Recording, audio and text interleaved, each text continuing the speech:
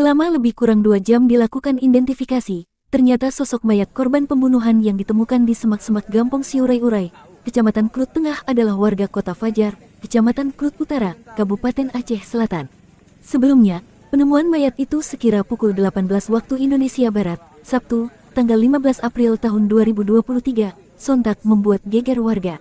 Pasalnya, kondisi jasad mengenaskan dengan luka parah di bagian leher nyaris putus, diduga akibat digorok senjata tajam.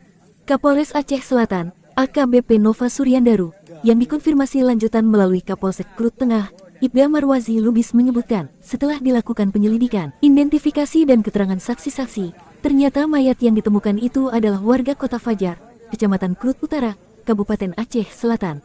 Korban diketahui bernama Muhammad Iqbal bin Halaha, 22 tahun, penduduk Lorong Mustaqim, Kota Fajar, Kecamatan Klut Utara, ujar Marwazi Lubis kepada Antaran.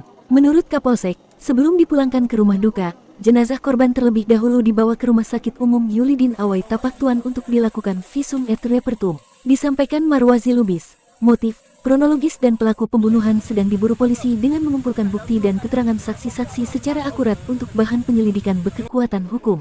Sepintas disampaikan, hasil penyelidikan sementara rentetan pembunuhan terhadap pemuda tersebut diduga ada kaitannya dengan utang piutang.